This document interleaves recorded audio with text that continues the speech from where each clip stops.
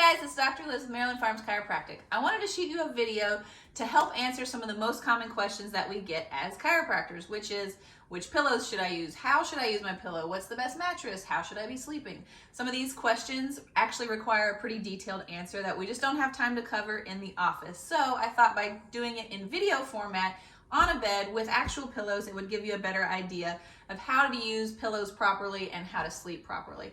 Also, that way you can go back and reference this video whenever you like. You can share it with your friends, share it with your family. It's really useful information for just about anybody, not just those that are under chiropractic care. However, sleeping properly is really going to help us with your care in the office because you're asleep for 6 to 8 hours a night, hopefully, and your posture, how you sleep, is going to greatly impact how quickly or how slowly we might improve with your care and treatment in the office. So first things first, which pillow is best? Well, the short answer is there's not one perfect pillow that's universal for everybody. What we want to look for is a pillow that you like, one that's maybe hypoallergenic if you have issues with that, so don't go with something that's down-filled, but down pillows are fine too. Some people like these hard memory foam pillows, or I think this is a bamboo pillow. Some people kind of like the flimsy, softer cotton-filled pillows, and of course there's kind of the lumpier, super light pillows. My favorite is actually something called the My Pillow. The reason I like the My Pillow is because you can actually fluff it up and it holds its shape pretty well, but you can also pat it down flat and it will still hold its shape but still be supportive, because depending on how you sleep, which we'll go over in a second, that can make a big difference. I've had this exact pillow for about 10 years. It's still in great shape. It's held up well worth the price. And the good thing is you can wash them, because you should wash your pillows pretty often, but these kind of pillows cannot be washed. These kind of pillows get super lumpy the more you wash them, so you have to be really careful. So that's another reason I like these, because you can keep them clean. My least favorite pillow is actually that memory foam stuff that has the contour, the little cutout for your head or the little cutouts for your shoulders. The reason I don't like those is because those are kind of a one-size-fits-all, and as we know, that's not really a thing. If you've ever bought a one-size-fits-all kind of outfit, it doesn't really fit everybody the same way. There's going to be a small population that it works great for, but then the rest of us are kind of just like, it's not great.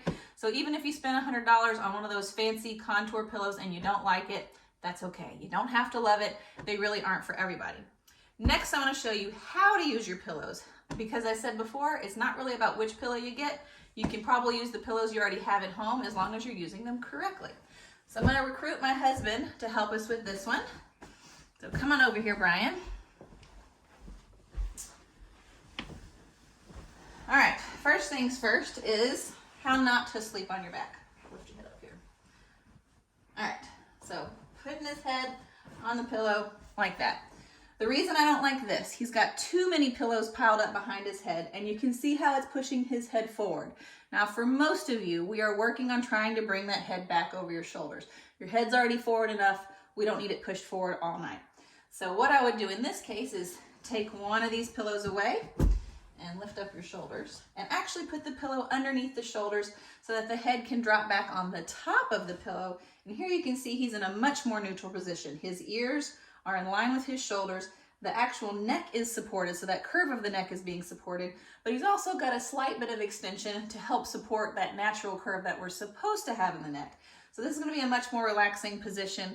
Doing this small change with the pillow you already have may be perfect. That may be all you need. You may not even need a new pillow, but by using the pillow properly that you already have can help save your sleep. Next, we're going to do side sleeping. So go ahead and go on your side. So same pillow. He's kind of up on the pillow this time. This is okay, but we can make this a little bit better. So can you see, hang on, stay right there. Can you see there's a big gap right here between his head and neck that I can actually stick my whole hand in? What we want to do is take the pillow out from underneath his shoulder and tuck it up into that nook. So now I can't get my hand under there because the pillow is filling that space. There's actually more space underneath here. So this is supporting the side curve of his neck so that his head stays more perpendicular and in line with the center of his body. This is ideal if you're a side sleeper, helps to support the neck. Now let me show you what not to do on the side. Very similar to back sleeping. If it's too thick, like this, now his head is pointed upward. It might be comfortable for just a second, but that's going to put a sideways kink into his neck. So he's sleeping like this all night. That's going to put a lot of stress and strain on the spine. And then of course the opposite of that, if your pillow's too flat, it falls towards the bed and it puts a big kink in the neck that way.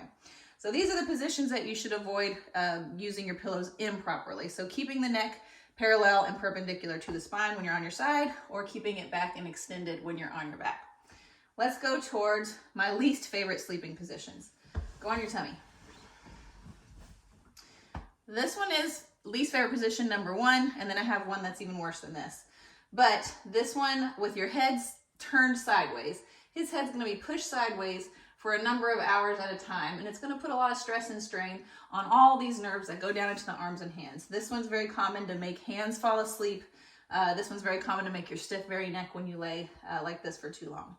Come back on your side, and let's show them the fetal position. So this is also a really common one that people sleep with their hands tucked in, their head tucked forward. They're in this curved position like a little baby in the fetal position. The reason this one's even worse is because now you are just hunched forward in your sleep. So if you're already sitting at your computer like this all day, and now you come home and you sleep like this all night, your spine's in that forward hunched posture for pretty much 24 hours a day. So that's probably my least favorite sleeping position.